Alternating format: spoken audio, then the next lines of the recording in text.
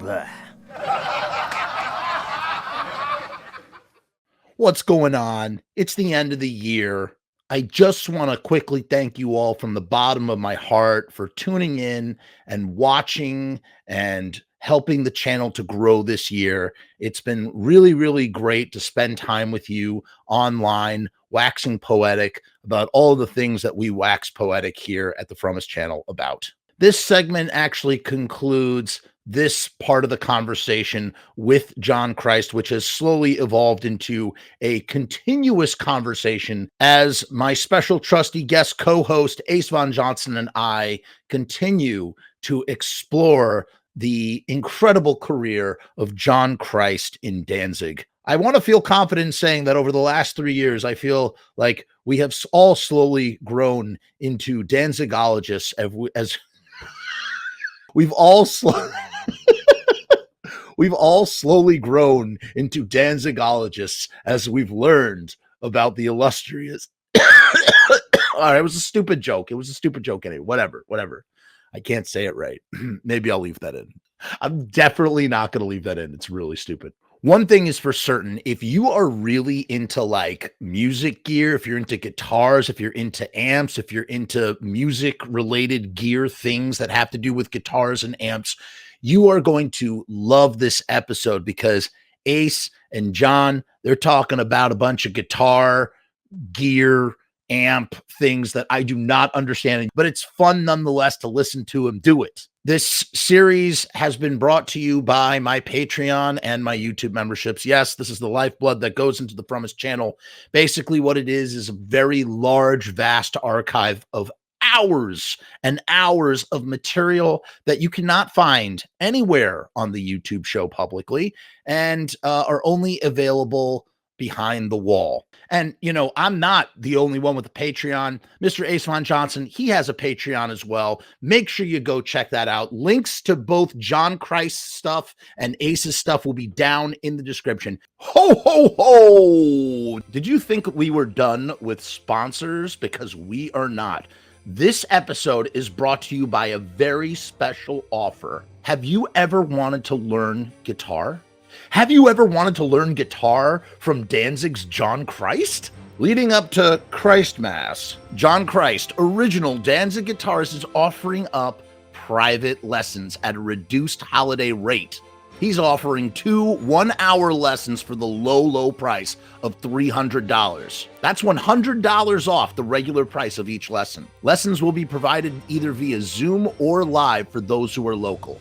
I got to tell you, as somebody who has sat now several times and listened to Ace Von Johnson and John Christ talk about guitar technique and whatnot, I can't even imagine the type of things that he could teach you in these guitar lessons. This is the guy to learn guitar from if you're going to learn guitar. Not even just with technique, but just like attitude. And I would imagine the way you approach the discipline of dedicating your life to an instrument, the way that John has with his guitar. So rarely are you afforded an opportunity where you can apprentice with a master and learn things that you can't really learn. I mean, you have to think about all of John's experience in life, not just in playing guitar, but his approach to dedicating himself to something that was taken from him and that he had to reteach himself. It's like if you have a craft with anything, you want to study under the masters to become a master yourself. This is the way to do it. So make sure to act on this. The offer will only be available until the end of 2023. So do not hesitate. All you got to do is visit johnchrist.com and connect with John today. Take advantage of this deal and get the Danzig fan in your family the gift of pure guitar evil. Learn those evil chords, baby. Learn those memorable guitar licks and impress your mother as she rides to the end of time and spreads her black wings off to the next dirty black summer. John's got a good sense of humor. Do not hesitate. I also very much want to thank John Christ for all of the time that he has afforded us thus far. He's so fantastic at telling these stories. He has an effortless flow, and it's just so wonderful to get to sit and listen. I know that Ace enjoys it as much as I do. And speaking of Ace, I also want to thank Ace for his time as well, for being a great co-host, for all the support that he lends. And it's just really great to have these guys on the show. One last thing. Yes, I know. Shut the fuck up. We just want to watch the thing. I know. I've been working on this project. It's a documentary feature-length film that I've been editing for the last 6 months. It's a very, very personal project. I don't know if you're familiar with the term gonzo, but it's me at my most gonzo. A gonzo self-portrait of a filmmaker, myself, struggling to hold on to a sense of creative identity while striving for artistic expression in the face of chaos, death, pandemic, and unemployment. Pure gonzo madness. But I wanted to let you know about it. It will be here available to watch on the channel. It is a full-length feature documentary, and it is literally everything that I embody and represent at my core. The tentative title is Blood Visions and Chaos Magic, the Kuyashi of filmmaking. That's what I'm going with. Who knows if it'll stay. We got that along with a lot of other great stuff dropping in the new year. So make sure you keep your eyes peeled. Thank you again, everybody. Thank you. Without any further ado, Jeff, roll the interview. And then, thinking about like pulling out to an even bigger picture in terms of like that atmosphere I was referring to, like I see that Metallica at that time, because we just said that James Hetfield came in. Metallica were fans of Samhain. They had just come in to do backing vocals with you on tracks and stuff. And this is around the time of Master of Puppets had already come out, and Justice for All was the next record that was about to come out. And it's not Black Album Metallica yet. It's pre-Black Album Metallica, but they're like, they are sizzling at that moment, at like something big is going to go down, right? Like something big with them is going to go down. And what I'm curious to know is, does Rick Rubin see like a band like Metallica and then turn and look at Danzig and go like we need to like push you into that like stratosphere as well? Like, what can you speak on any of that, or am I just grabbing for straws here? I can, but it's going to cost you a lot more. Okay. How many smiles will it cost me? Would you like smiles? Well, let's see how far we get. But you know what? I think this is what I want. I want you to tell me what you want. I want you to show me that rat. Are you serious? That rat's name is Orbison.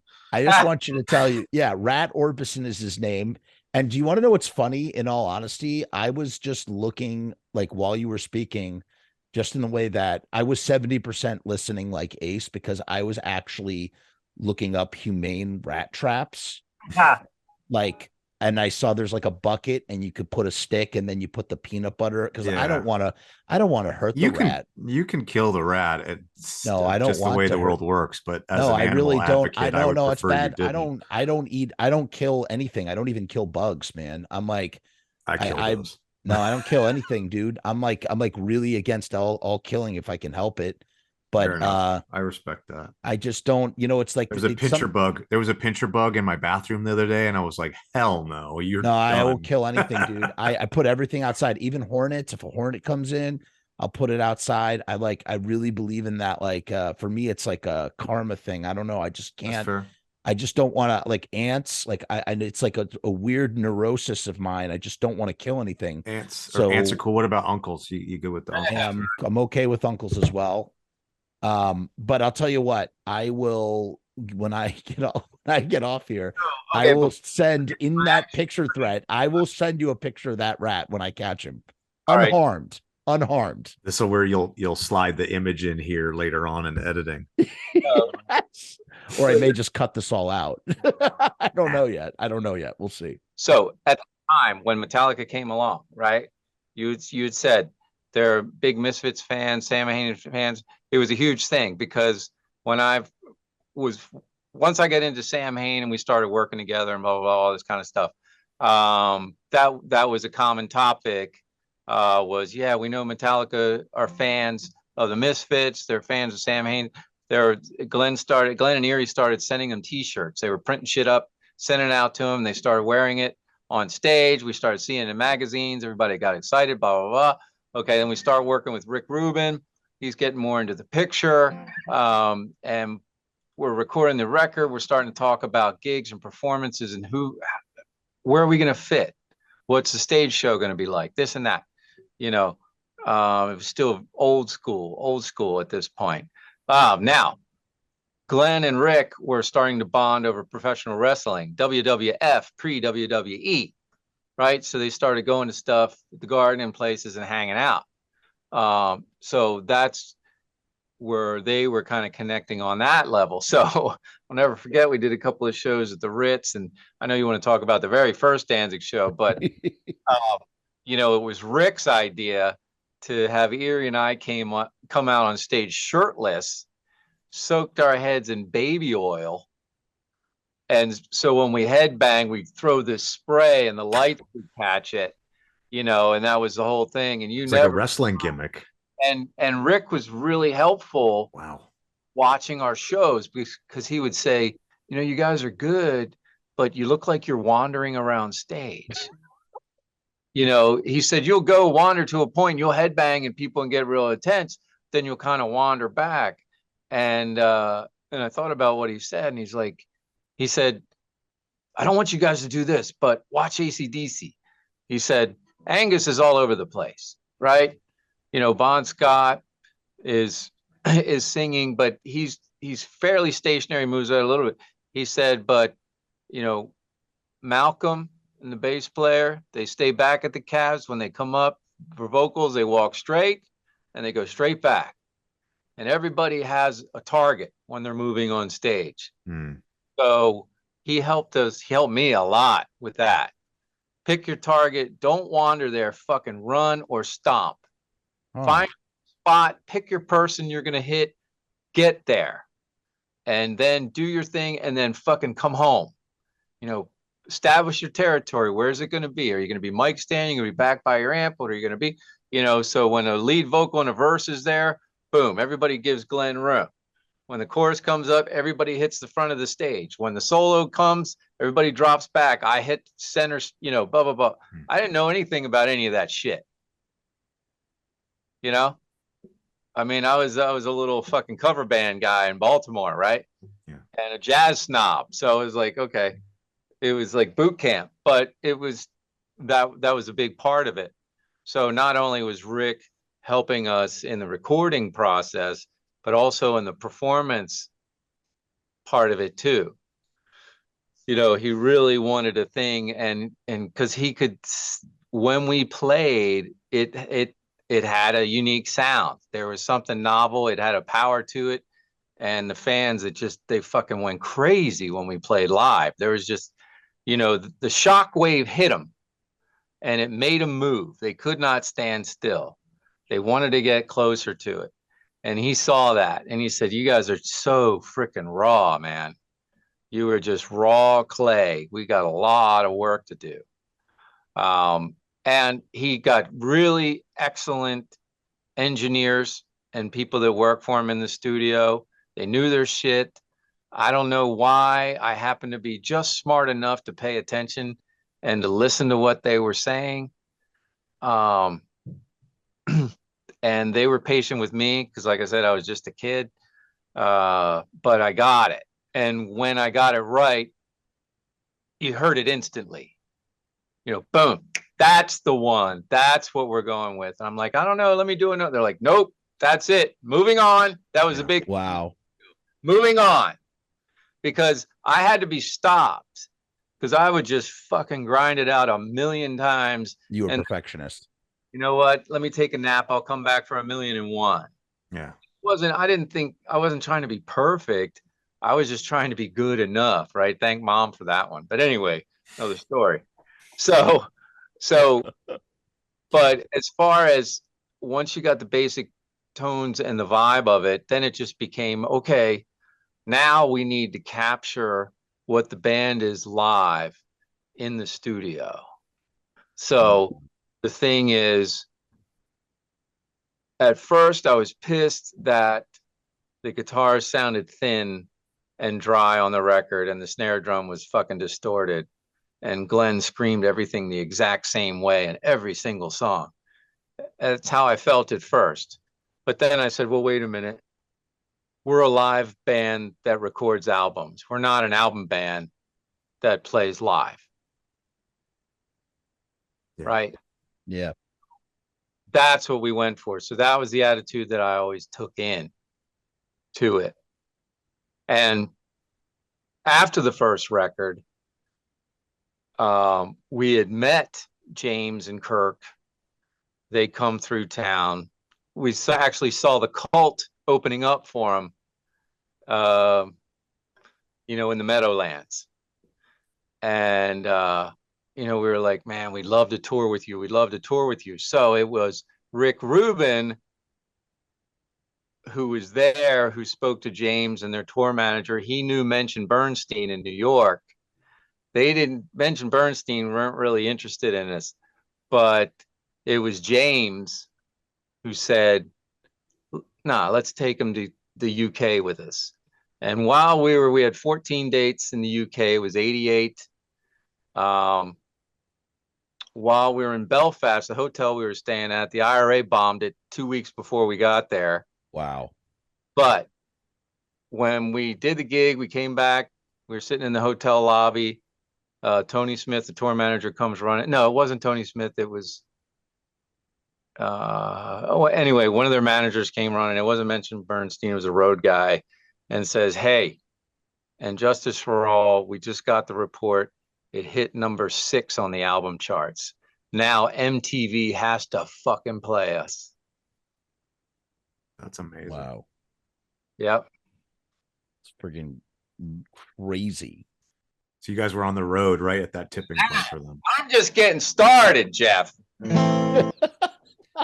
Wait, I want to go back one sec. Yeah, okay, but you had a question. Ace, my question as a guitar player, a gear nerd, and a fan. What amps were you using on one? I had heard someone said there was a Sovtech in there and all kinds of Marshalls. Okay. They were tried out. Okay. There were Marshalls, and until I blew it up, there was a boutique amp called a Bedrock. Okay. Did you have a diesel at one point later on? No. Fuck, people have been lying to me my whole life. So I had a Laney 100 AOR head. Yeah. With full gain switch, one of the really old ones. Yeah. And I had that. I had a Music Man head. A couple of 70s Marshall cabinets. I rented a bunch of shit. We had JMPs. Marshall JMPs. We had the Bedrock. There was an old Fender in there somewhere. But, the other interesting story is that we did a few shows. Remember I said we did some shows with Slayer? The very first show we ever did with Slayer was at the Palladium in Hollywood on Sunset Boulevard. And that was the Riot show. You remember that? It was a bit before my time, but I know of it. Yeah. That's right. Yeah, you're still in grade school then, probably. So we were to go out and just do one show at the Palladium, opening up for Slayer, and two big things happened. We're flying out there. We didn't even have any road cases yet. Whoa. So we just have a regular canvas cloth amalgamide hide or whatever, Naugahyde cases, right? So my BC Rich and my Les Paul, boom, go on the plane. You ever stay at the Franklin Plaza Hotel, Ace? Yeah. Top of Franklin Boulevard. I don't know if it's still there or not. It's gone now, but it was a shithole. Jeff, infamous. Yeah. Really? Oh my God.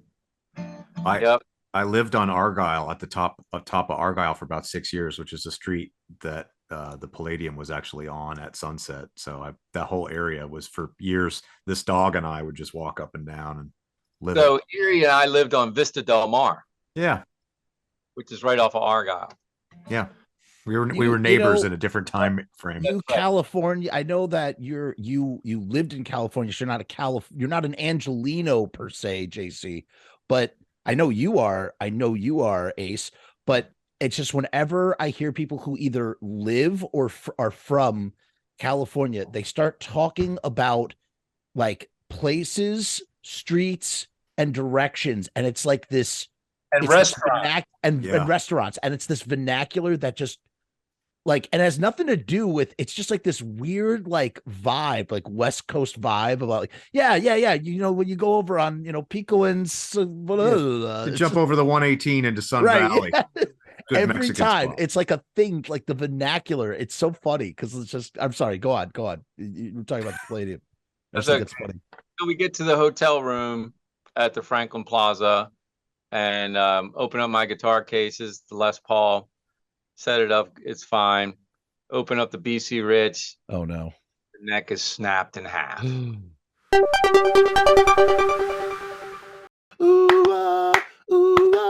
We've got a new sticker deal at Riot Stickers. That's right, folks. We are starting a brand new promotion here at riotstickers.com, and it is for die cut stickers.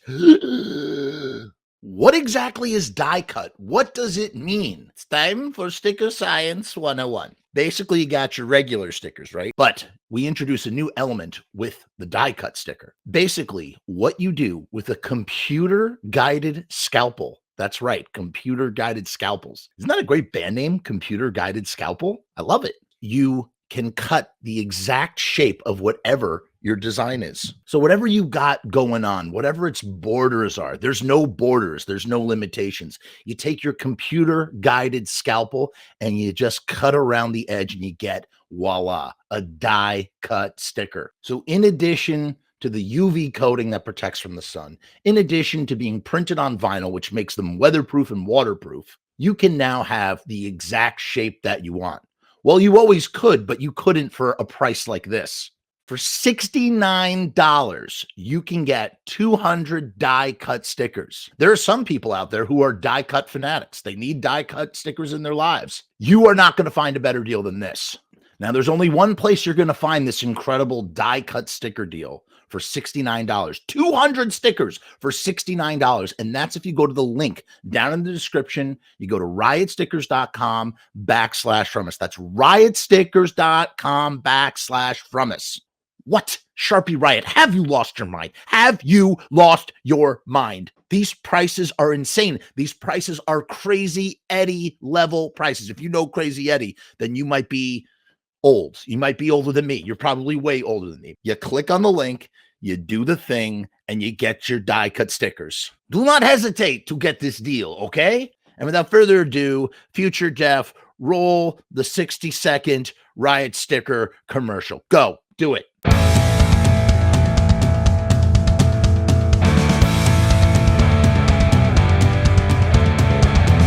We make stickers, banners, and buttons too. Posters and promo cards. There's nothing we can't print for you. From stage backdrops to bass drum heads. We can print on shirts. We can print on hats.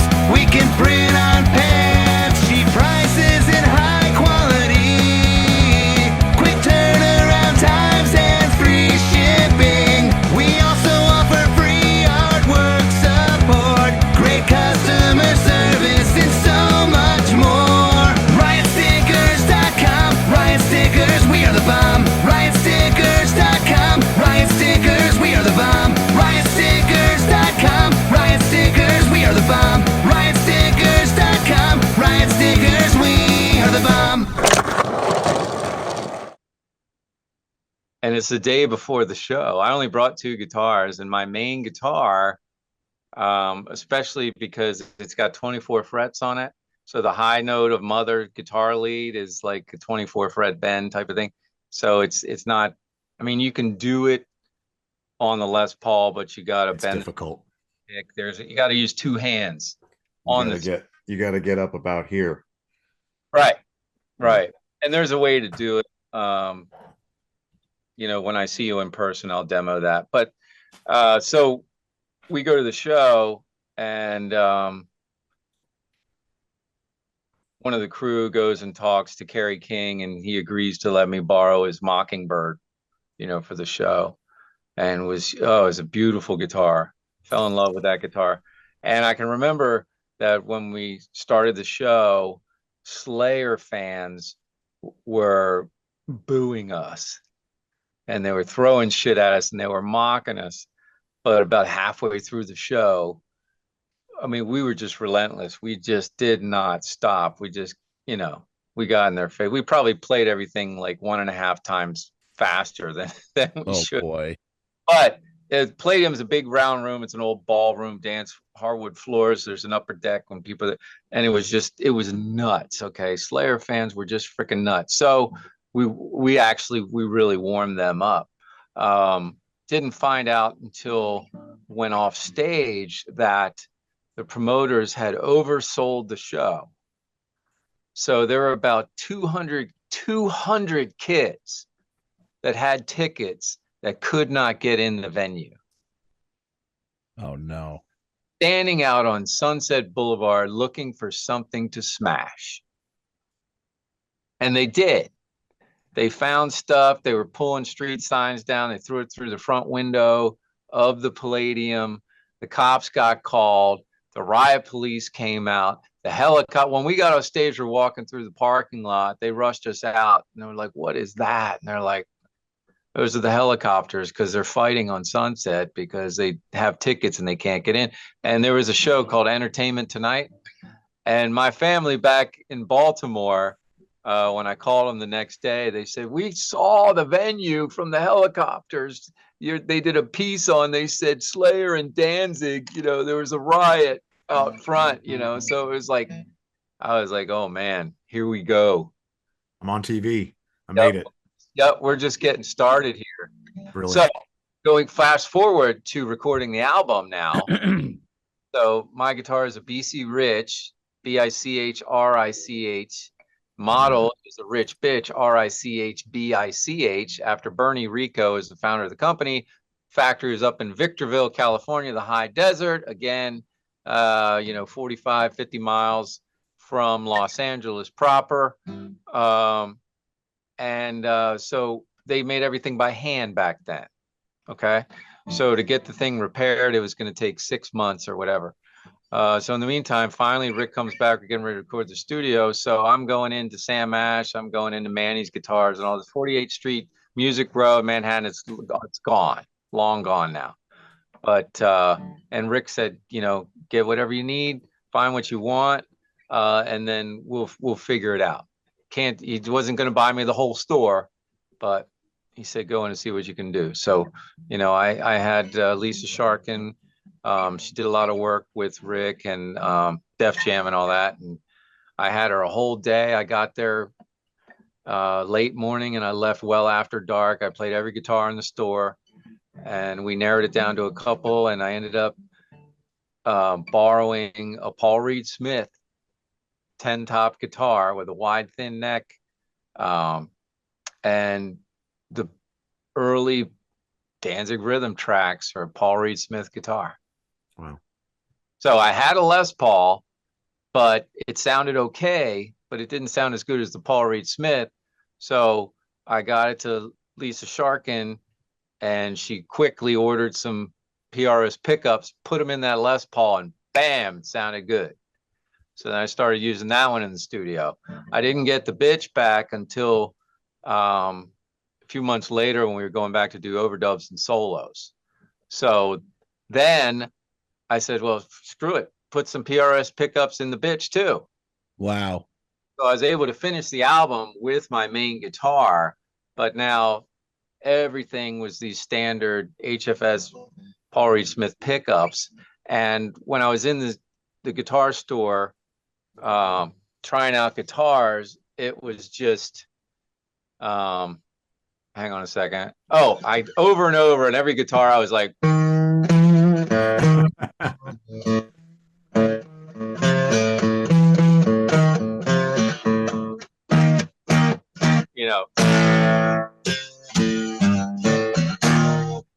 play that every guitar in the store, and then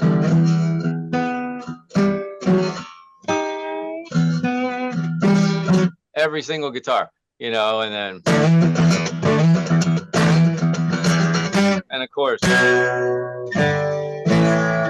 and Mother was a big one because that G and that A and that B, they had to be right, and eventually I started playing guitars with my eyes closed because I didn't want to know what guitar I was playing. I didn't want to know what color it was. I didn't want to know if it was ugly or if it looked cool or if it looked like, crap. I was just trying to hear it.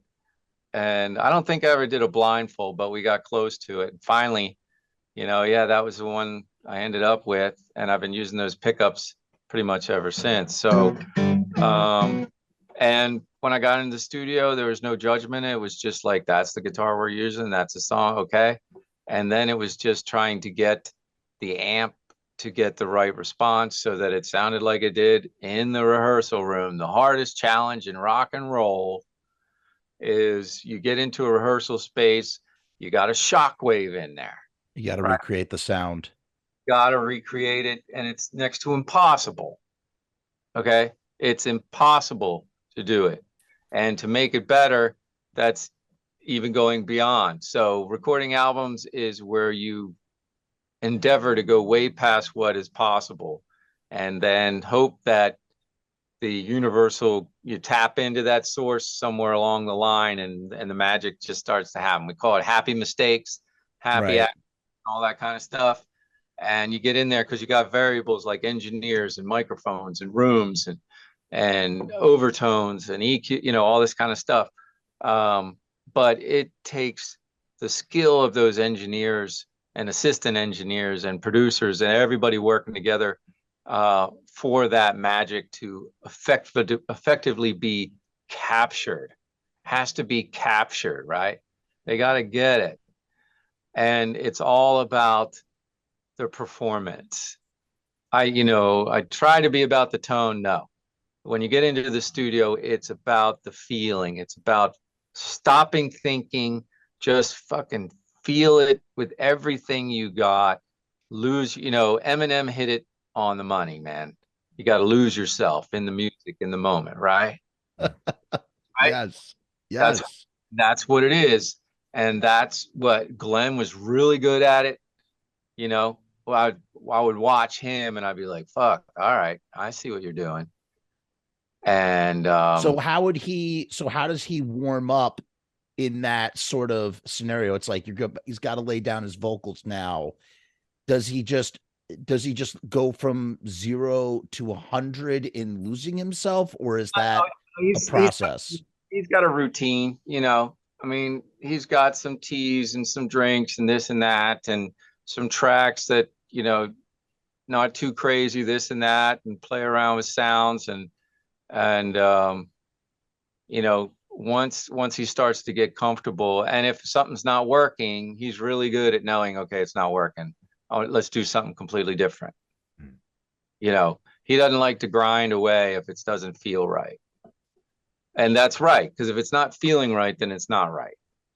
Sure. And it's funny how it's like the solution is you either need to record in your rehearsal studio or you need to rehearse in a recording studio that's another way of solving that problem, which is obviously not practical at all. But I just think it's funny. It's like, what's the ultimate solution to everything you were just saying?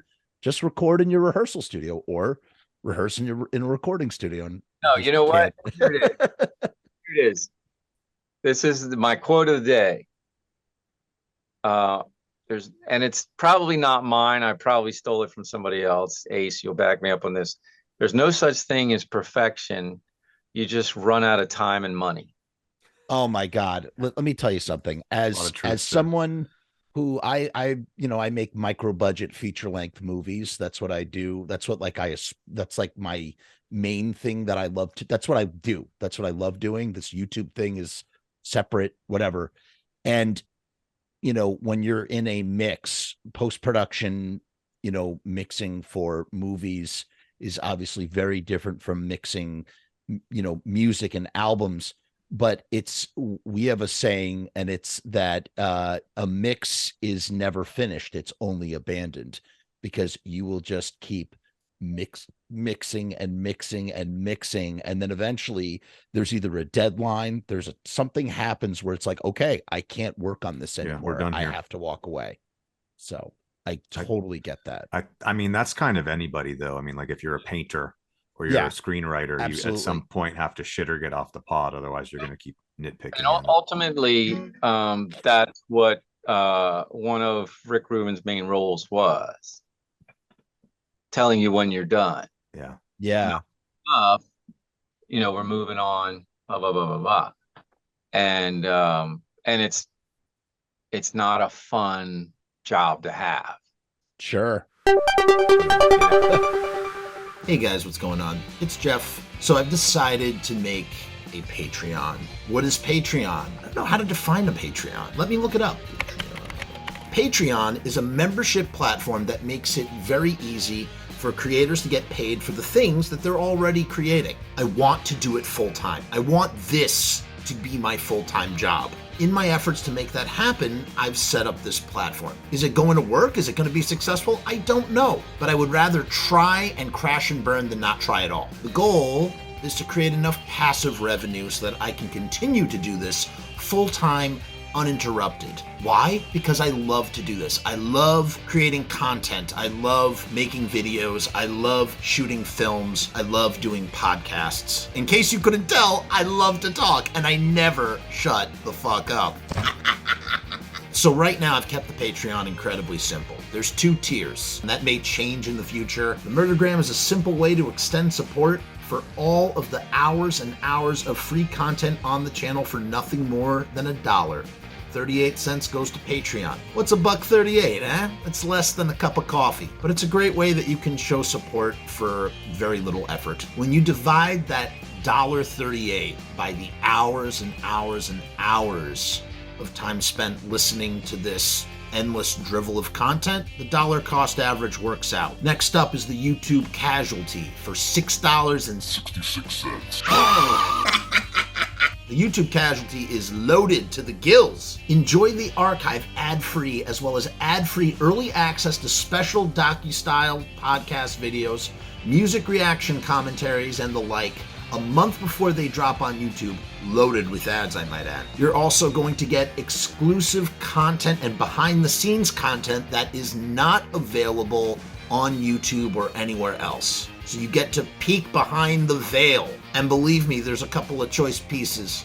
Most of all, more than anything, whether you join the Patreon or not, I just want to thank each and every one of you that comes to the channel, that watches all the shows, that leaves comments, that participates, that subscribes. That's really the most important thing. This is just trying to find a way to earn a living as an artist. And with that, thank you for my TED Talk. Join the Patreon, because we need you! 66 cents. We've talked about Danzig 1, I feel, and I want to land the airplane that is this conversation. Ace, if you have anything else that you want to add to the conversation as well, and then we will reconvene to discuss Danzig 1, like after coming out and going into Danzig 2. I'm already thinking about like a million things that I could ask, and there's just more and more keeps coming up. But what I want to ask you now in this moment, tell me about those first 2 shows. You talked about you played about 4 or 5 shows with Slayer, and that was in the first cluster of shows for Danzig as a band. Yeah. But while you were recording Danzig, you did 2 shows with Guar, one in the month of April and one in the month of May. One was at City Gardens and one was at the Ritz. Yep. And what do you remember about playing with Guar in this? City Gardens, Sorry? right? The club may have been called officially City Gardens, but Yeah. we knew it as Trenton City Gardens. Okay. Okay. So, and the idea from the get-go was like, yeah, you know what? We need a live gig under our belt to just air it out and see what happens, and tighten it up, because the Ritz was already in the planning, but we didn't want that to be our first show. Okay, so Glenn knew the promoter for City Gardens, and set it up. I'll never forget. I I invited all my friends and all my college roommates and everybody for the dorm, and they all convoyed up from Baltimore. It must have been like 30 people that were there just for me. And the record company allowed us to rent gear, you know. So Eerie had 3 Ampeg stacks and I had 3 Marshall stacks, and we were so ungodly loud. It was incredible. And I was taken aback by the club because, you know, the dressing room was upstairs and there was no way to get to the stage from the dressing room. You had to go through the crowd to get to the stage, right? And it was just weird because I can remember security like pushing people out of the way, and it was like everybody in the audience was wearing black. And I can remember just like protecting my guitars because I was carrying 2 guitars up there. And it was just like this parting of the Black Sea as we made our way to the stage and got up there and played. And I remember that it was just like,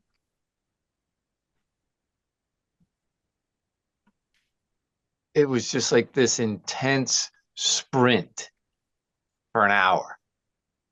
You know, we were playing Danzig songs, but we did a bunch of Samhain songs. We probably did London Dungeon, you know, and Halloween, to Walk the Night. You opened with Black Dream, which is shocking to me. Black Dream. Man, Eerie and I used to call it Black Jeans instead of Black Dream.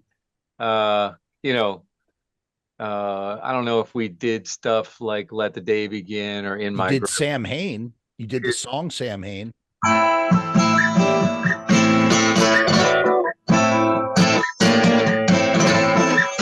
Yeah, I remember. Yeah, so, and for me, what was fun for me was while I was playing the songs was picking out the faces of my friends from Baltimore that were there and watching them crowd surf and go, which I know they'd never done before. You know, some of these people are fairly straight, you know, college kids, and all of a sudden I see them getting tossed, you know, over a barricade and stuff. I'm like, holy crap. But everybody was just going for it. They was just, and it was pure, unadulterated, adrenaline fueled rock and roll, man. I mean, you know, it was just on. And I can remember dropping picks because I was sweating so much, you know, and it just kept getting hotter and hotter and hotter. And, you know, if you ever breathed in through like a vaporizer, you know, it's that hot, humid air. I know exactly what you're talking about. It was like that, and there was no air moving in the whole place. And the stage was tucked in the back. And you know, you could smell the sweat from the crowd. That's what I remember. Now, do you remember the smell of pina colada anywhere in the room? Did it smell like pina colada at all? Because Guar was like undulating, oozing sort of like the pina colada juices onto the stage. And you know, that I could probably say yes, for the Ritz show. Okay. But not City Gardens, because everything was stripped down in City Gardens. And I do remember watching them at the Ritz because I thought, man, this is very theatrical and very creative. Right. And these guys got props. I mean, not props respect. I mean, stage props. You know, they had all kinds of stuff, and the music was horrible. You got these straight musicians up there playing, and nobody gives a shit because they're just watching the spectacle of what's going on. I couldn't tell you a name of one of their songs. Do you know what GWAR stands for? No. God, what an awful racket. Oh, there you go. So Might have known that at one time, but I just remember watching them because they just seemed like they were having such a great time, doing their whole thing. And it was like, yeah, and I think a few years later we were on another big bill somewhere, maybe a festival in Europe or something. They were on it, but they were very entertaining, and I was glad to see that night at the Ritz. Up to that point, the only sparkling memory of that was that Deborah Harry was at the show. That's cool. oh wow. At the second Danzig show. Wow. There, she was there. Yeah. I thought that was kind of cool. And yeah, and it was a great crowd, and GWAR got to put on their show in front of a big audience, because the Ritz had a great floor. It was 2 levels, and you come in off the street and you got to go up a staircase on the right, and it kind of comes out, and I think there are bars on each side, maybe one in the back. And then I you saw go the Buzzcocks at what used to be the Ritz and now is Webster Hall. Okay. So, but it was neat. I mean, probably not the best sounding place, but just it was a great venue. So Eerie and I went to see Dwight Yoakam there. Great Wait, show. where is Webster Hall now? That is on 3rd Avenue and 12th Street. It's either 11th or 12th Street. Okay. On the Lower East Side. Okay. There's a movie theater right on the corner. And before that used to also, Webster Hall also had the Webster Hall, the studio, which shut down. But before it was Webster Hall, it was the Ritz, and the Misfits played there, and Samhain played there, and lots of, it was that's a hallowed venue. Of course. And I didn't realize that was the same location. Yeah, the same space. Yep. Okay. Yep. And it's amazing how the only thing left down there is Irving Plaza. That's the only place that's really still standing that has a history that extended that spans before punk rock and after, just every all music, rock, modern rock history, from the 60s all the way to now. Everything else is gone for the most part. Cafe was still there. The places are still there, but not. But Remember the Scrap Bar? Scrap Bar? Scrap Bar down in the Village? Yeah, I know of it. I know of it because of just hearing everybody's got some war story about it, but I never went. Tables and chairs and everything were made out of these old welded art type of stuff, and it had just quote, a punk rock bathroom, end quote. Like CBGB's. Yep. God, I played CB's once and it was disgusting. This bathroom. Those first 2 shows, this was the set list for the City Gardens and the Ritz show. It was Samhain, Twist of Cain, Mother of Mercy, Am I Demon, London Dungeon, She Rides, Black Dream, End of Time, To Walk the Night, Halloween 2, Mother, The Hunter, Evil Thing, Horror Business, The Shift. Wow. The Shift, and Trouble, and Not of This World. And then on that Ritz show, instead of Not of This World at the end, it's Let the Day Begin. Oh, right. So that's pretty, what a gnarly set list, man. And it's that set list is almost like a Samhain set list. Sorry, Yep. What did you say? It's fast down chopping in there. Yeah. Fast.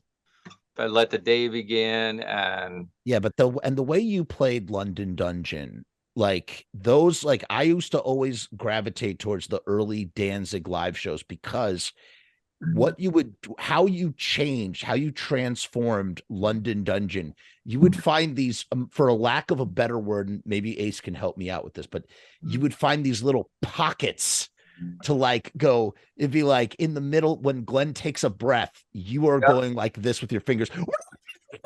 Just fucking, it's so good. It's just you know what? I never got to do it on the records, so I would steal little sequences in the live show.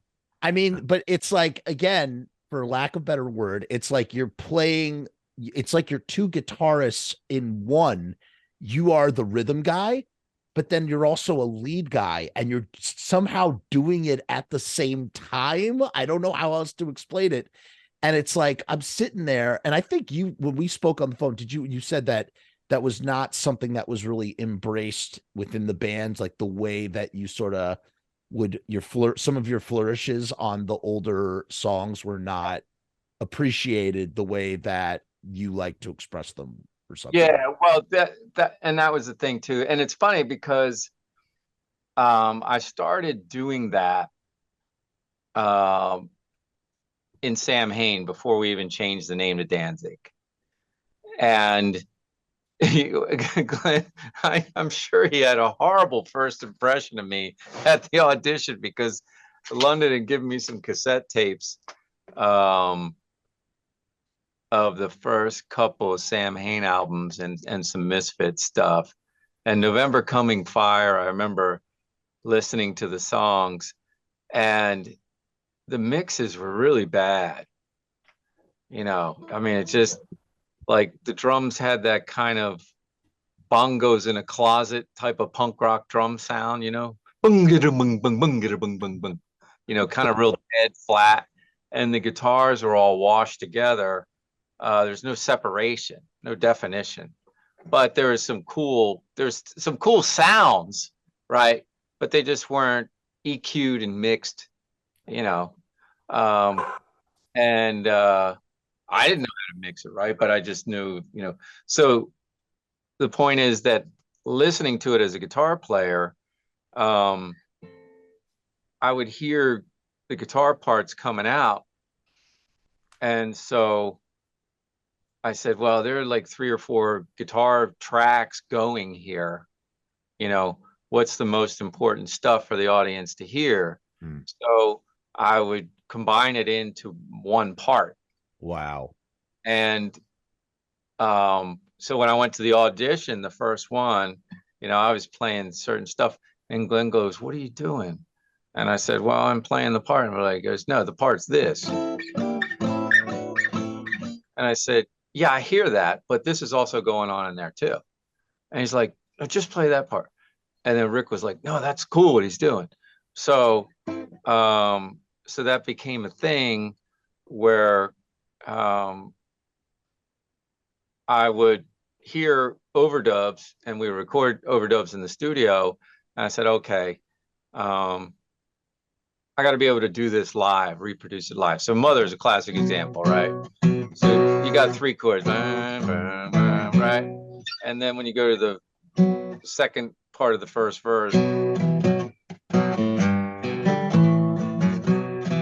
well, the main part just goes.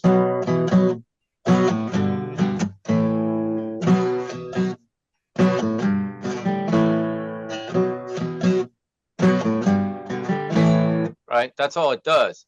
There's an overdub that goes.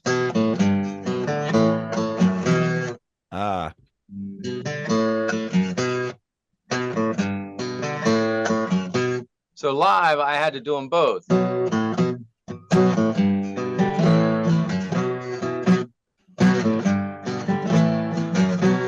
So it's 2 parts. Wow. Together. You know, say How the Gods Kill was like this.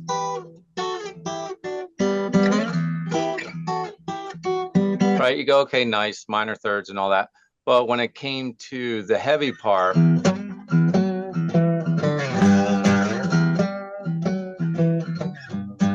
so there are a lot of different things going on. So I would have that part in there after I establish it twice. The listener gets the riff, right? And I know psychologically that once they've heard it, they got it.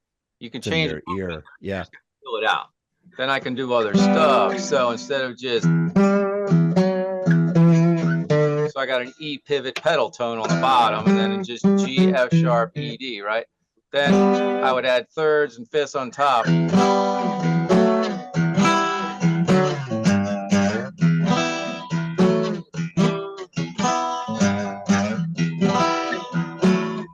So So it's filling up. It's filling up. So each time a chorus came around, I would add more and try and make it bigger and bigger and bigger, and all out of one guitar. So it was just, and then by the time we got to the third album, stuff like Godless, you know, just the beginning of that song was just crazy, you know, because it was so fast and everything. Amazing though. Yeah, the thing I liked about the Lucifuge and How the Gods Kill was just Lucifuge started with a dive bomb, a guitar dive bomb. Who gets to do that to start a record? Nobody. A dive bomb. And then Perfect opener. Perfect opener. And then the third record starts with a drum fill. You know, and then there's just, you know, just crazy. Well, in that song, let's see. So, yeah.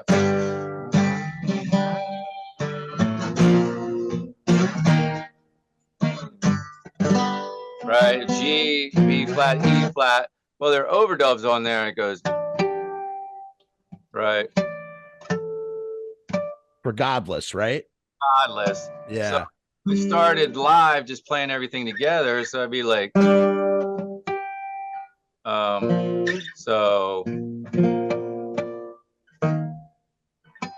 and so I'm actually adding harmonics and then playing the power chords while the harmonics are ringing, which does a couple of things. It covers up, it smooths out the whole line because the ear hears these ringing tones. And when you pop them, the sound man can set the attack. So you go bam, bam, and it goes ba bam, ba bam, ba bam, right? So and it's an echo underneath, you know. See, this G string is still ringing.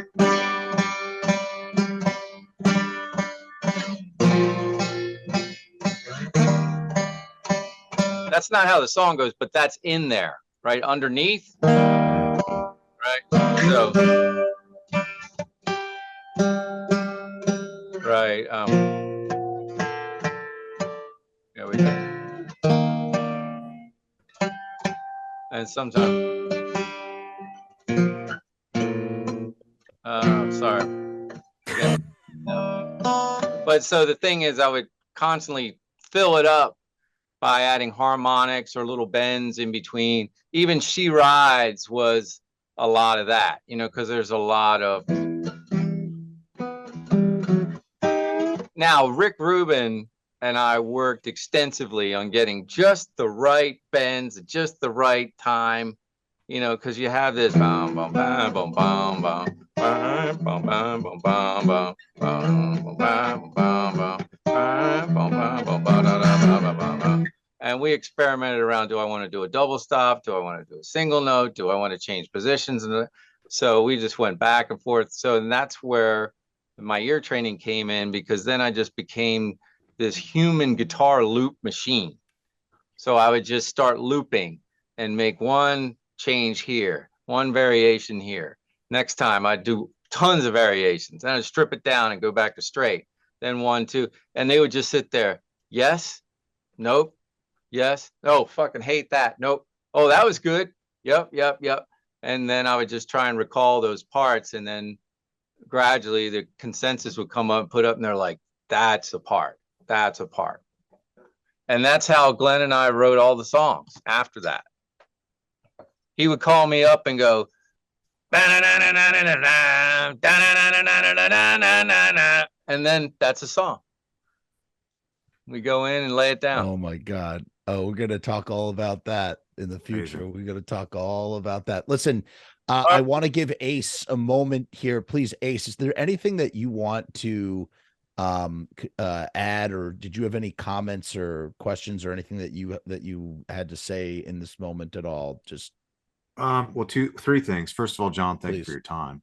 Second of all, I'm over here taking notes, like mentally, like I literally muting this, picking my guitar up, going like, okay, all right, yeah. All right, okay, cool. The droney G string, got it, cool. Man, well, first of all, most importantly, I had notes and I had all this stuff. I was like, I want to talk about this and I need to ask about this. And, you know, the the fandom and, you know, just musician to musician takes over. And I lost that piece of paper. So Look for next time. For next time, flying by the seat of my pants here, and just happy to kind of be a virtual fly on the wall. I could sit here and talk all night. Put on another cup of coffee and we'll just go for it. This has been again just absolutely wonderful to hear all of these incredible details from John Christ, and I just want to thank him as well as Ace for once again joining me for another very intensive, meticulous deep dive into his incredible, illustrious musical career. We will be back. We have only made our way through the first Danzig album. The surface right we're now. Just scratching the surface. So we're gonna keep scratching away, and we'll see you next time. Thanks again. See ya. Thanks. Peace and hair grease. Okay, hold on. Let me stop recording. Woo! And that's it. We're in the outro phase. I was really hoping that John Christ would remember the smell of pina colada on the stage. We heard from, I think it was John of Doom. It was somebody who was at that first show who said that they remembered the smell of pina colada from Guar. And the idea of filling up a glass with, pina colada, Guar cum, and having a toast is just so, could you just imagine?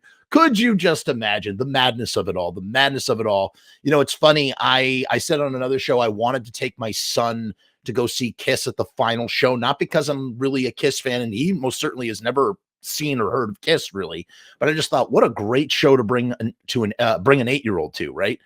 I just thought in my head, what a great first show for an 8-year-old to go see Kiss. It's a spectacle. And I'm realizing now that the actual first show that he will probably go to will be Guar. Joe Vasta, JV, he was like, dude, you can't bring your 8-year-old son to a Guar show. How are you going to explain the cuttlefish junk, the herpes infested cuttlefish junk? And it's just very simple, man. It's very simple. You got to simplify things for kids. It's just a monster. It's just a monster on the stage. That's all you got to say. You don't have to worry about that stuff, you know? And maybe, just maybe, he'll be like, yeah, my dad, he took me to see Guar when I was 8 years old, and it was really fucking cool. Yeah, that's what I'm hoping. All right. In any case, Happy New Year. Happy holidays. We will see you 2024. Lots of stuff coming at you. Mwah, mwah, mwah. As always, peace and hair grease, and we will see you again. Whoopah!